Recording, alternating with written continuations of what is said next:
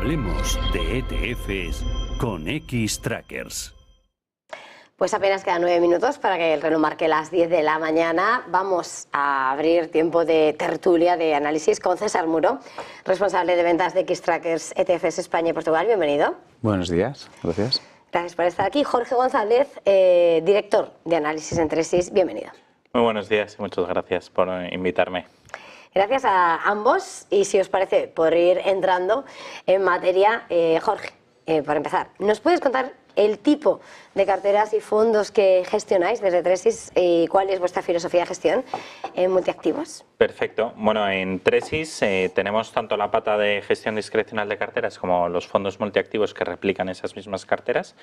Y bueno, tenemos tres perfiles así tradicionales: cauteloso, equilibrado, arriesgado, compuestos generalmente por fondos de inversión, pero en el caso de los fondos multiactivos incorporamos otro tipo de activos como pueden ser ETFs, ETCs, futuros, opciones. Y nuestra idea a la hora de gestionar es ser lo más predecibles posibles. Es que nuestros clientes, cuando nos compran un producto, midiendo el mercado, puedan saber más o menos lo que va a hacer su cartera por sus niveles de exposición. Eso nos implica tener poco tracking error versus índices y mucha comunicación. César, desde Xtrackers. Este año volvemos a ver un fuerte crecimiento por los fondos cotizados en Europa. ¿Hacia dónde se está alocando el dinero en ETFs y en qué segmentos? Bueno, este año volvemos otra vez a ver la renta variable como el activo estrella. Está casi acaparando diríamos casi el 80% de las entradas de dinero. La verdad es que es normal porque es el activo con mejor rentabilidad. Estamos viendo algo más diferente de dinámica en Estados Unidos, en donde una de las entradas estrellas ha sido lo que llaman las criptomonedas o ETFs de Bitcoin. Y aquí en Europa, en la parte de renta variable, muchos inversores empiezan a utilizar, donde ha habido más demanda, son los productos core, pero sobre todo en renta variable global o renta variable americana. Y luego en temáticas hemos visto también bastante interés en sectores, pero más sectores ligados a tecnología, a crecimiento, igual que también temáticas más ligadas a la inteligencia artificial. Esa ha sido un poco la tónica predominante. Y renta fija, que ha sido un poco, ha dado, pues bueno, no es que haya dado malos sustos, pero no ha sido un activo con grandes alegrías, pues casi todo se está concentrando en lo que llamamos activos de ultracorto plazo. El tipo de interés es muy atractivo en Europa, en el 3,75 o el 4 hasta hace poco, y en Estados Unidos al 5,25. Muchos inversores están alocando el dinero en los plazos más cortos, que están pagando más que los plazos largos.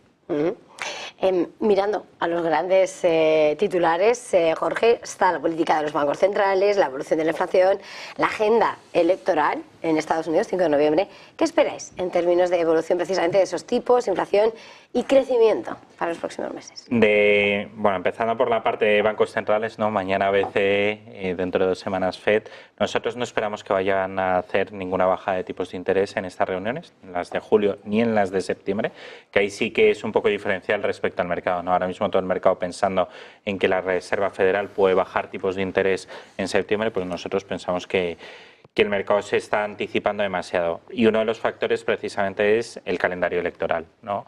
Sería, desde nuestro punto de vista, un poco difícil que veamos una bajada de tipos una semana después de un debate entre, presumiblemente, Biden y Trump. Ya veremos qué pasa con Biden, pero bueno, en principio debate electoral que tienen el 10 de septiembre, ¿no? Pues que la semana siguiente llegue Powell y baje tipos, pues nos parecería que podría tener demasiadas implicaciones políticas y que van a preferir mantenerse alejados, ¿no?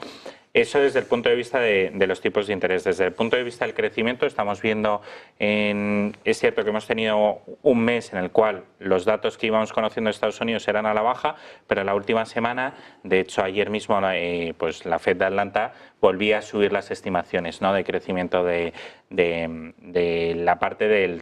Todavía están con el segundo trimestre del año, ¿no? Las previsiones. Entonces estamos viendo cierta aceleración.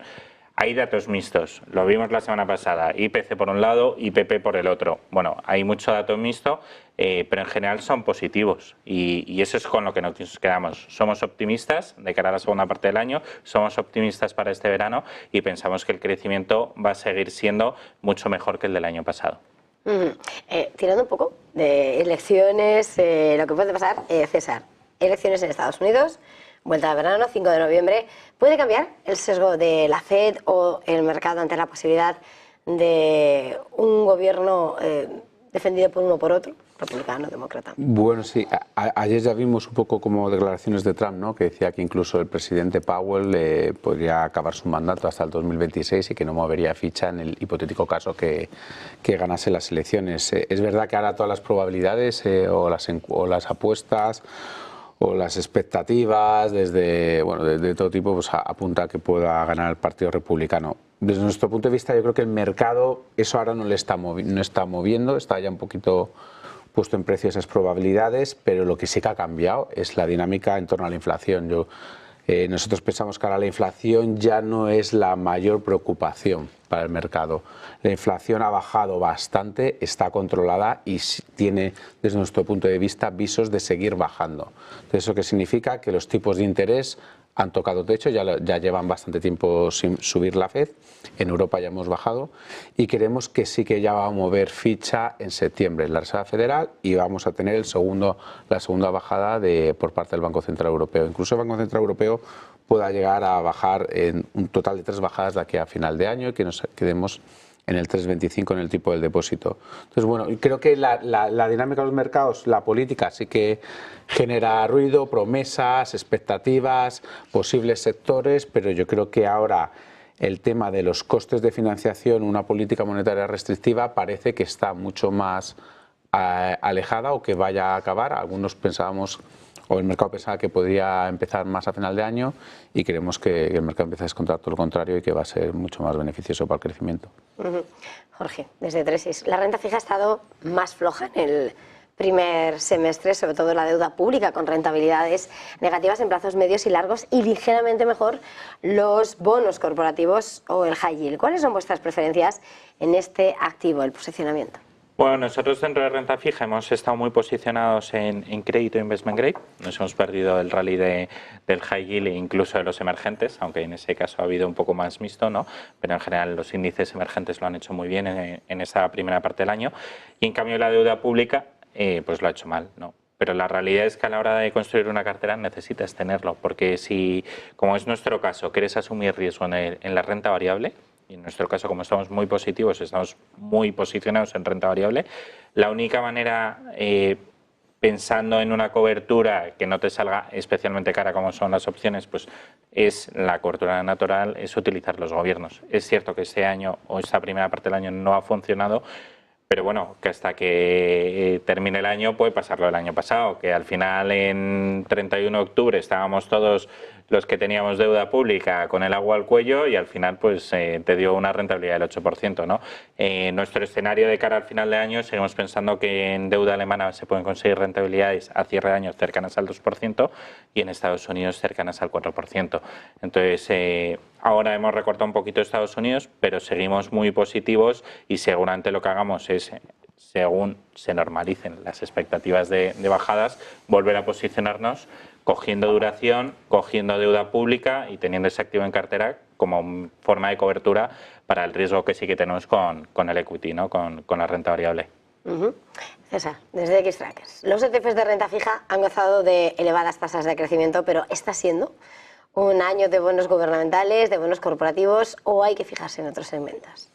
Es verdad, este año el dinero, como había dicho antes, está más alocado a lo que es ultra corto plazo, deuda pública a corto plazo, lo que podemos decir, lo que son letras del tesoro, por así decirlo. Pero sí que es verdad que también los bonos corporativos que habían estado en la segunda parte del año pasado muy demandados, este año hemos visto mucho más interés en deuda pública. O sea, la deuda pública, pues creemos que un poco también los diferenciales de los bonos corporativos son un poquito más estrechos y donde ha habido interés, que ha sido el high yield el primer trimestre, ha desaparecido. Los bonos corporativos, donde estamos viendo más demanda, son estrategias más a vencimiento definido y sobre todo donde está viniendo intereses en deuda pública y en la curva americana. Es algo que nosotros, por ejemplo, creemos que tiene mucho valor. Muchos tramos, o sea, desde el 2, 5, 10 años o incluso a más largo plazo, creemos que la curva americana ofrece muy buenas expectativas de rentabilidad, por encima del 4% en casi todos los tramos a 12 meses vista. Jorge, el primer semestre la renta variable ha sido claramente el mejor activo con rentabilidades de doble dígito con las diferencias claras, destacando Estados Unidos sobre el resto. ¿Qué pensáis entre sí de cara a esta segunda mitad del año? ¿Continuará esa fortaleza en la renta variable? ¿Tenéis preferencia regional por un mayor peso en una zona u otra?